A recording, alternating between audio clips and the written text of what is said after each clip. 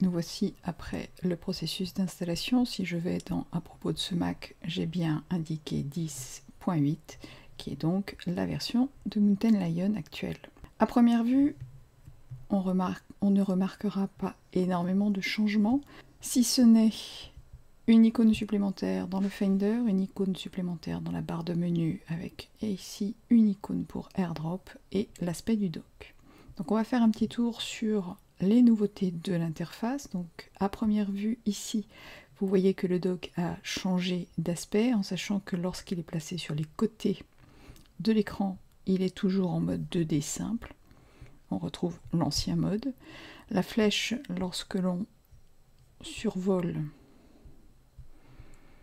est devenue blanche lorsque l'on survole ici la barre de séparation. Et les indicateurs lumineux ont été réduits à leur plus strict minimum comme des petites LED. Dans le même ordre d'idées, si l'on souhaite supprimer une application du dock, je vais enlever cette fenêtre de Finder. Si par exemple je tire hors du dock, vous voyez que je suis obligée de m'éloigner beaucoup plus pour supprimer cette application. Je ne peux pas le faire par erreur. Si je la traîne d'environ 1 cm, l'application va rester dans le dock. Pour la supprimer de façon ferme et définitive, je dois me déplacer jusqu'à voir le petit nuage pour pouvoir supprimer. Ceci évite les suppressions par erreur intempestives.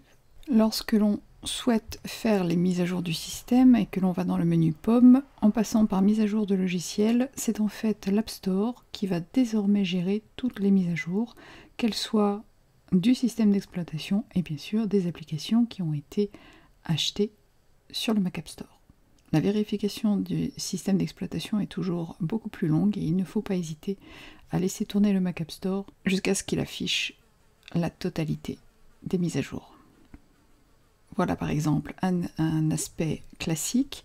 Ici j'ai des mises à jour disponibles pour le logiciel de iPhoto et j'ai ici une application par elle-même du Mac App Store qui bénéficie de mise à jour. Si je clique sur mise à jour du système, je n'aurai pas besoin de me réidentifier. Si mon compte a été mémorisé dans l'App Store, tout va bien.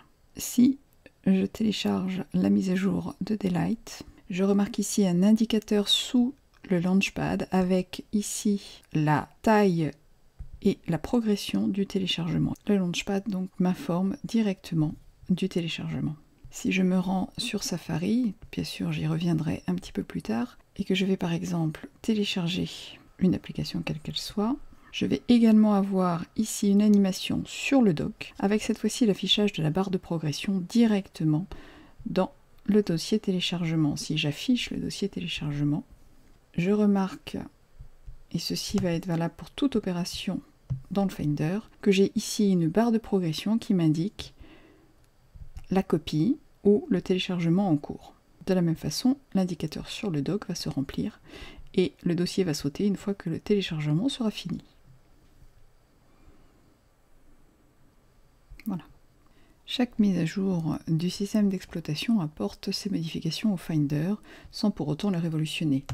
Avec Lion, on a perdu totalement la possibilité de choisir l'organisation des différentes sections et on a perdu également la couleur des icônes. Si Mountain Lion ne change pas la couleur des icônes, il permet quand même de modifier l'ordre d'affichage et si vous souhaitez par exemple mettre vos favoris en bas et les appareils et les documents partagés du réseau en haut, vous pouvez effectivement réorganiser directement les sections, chose que nous avions perdue auparavant.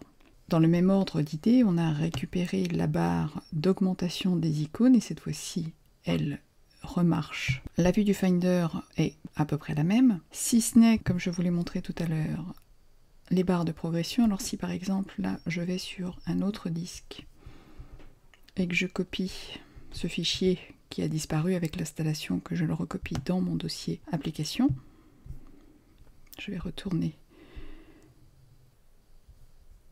ici sur le Finder, donc dans le dossier application, je vais avoir une barre de progression, ici aussi, que je sois en mode icône, que je sois en mode liste, ou que je sois ici en mode colonne. Ceci sera valable pour toutes les opérations de copie ou de téléchargement du Finder. En mode icône, je peux suspendre la copie en utilisant la croix. Le Finder a également des barres de progression qui ont été discrètement modifiées, en sachant que auparavant il fallait passer par les préférences système pour choisir si l'on souhaitait avoir les barres de progression en permanence ou pas. Cette option a été supprimée et vous avez désormais une gestuelle. Si vous posez vos deux doigts sur le trackpad, vous voyez apparaître de façon automatique les barres de défilement. Remarquez que si je les survole, elles deviennent beaucoup plus larges, ce qui les rendra plus faciles à attraper afin de pouvoir faire le défilement. Donc encore une fois, je pose deux doigts, elles apparaissent, je me mets au-dessus et je pose deux doigts, elles sont largement plus grosses pour qu'il soit plus facile de faire le défilement. Ceci est également valable sur les barres latérales des applications. Quick Look est bien sûr toujours accessible en appuyant sur la barre espace, mais une nouvelle gesture qui est une tape à 3 doigts va également activer Quick Look. Remarquez que l'icône de partage est également disponible sur Quick Look et si l'on maintient le clic, on a ici des options de partage que nous allons voir dans un instant. Je retape à 3 doigts et je fais disparaître Quick Look.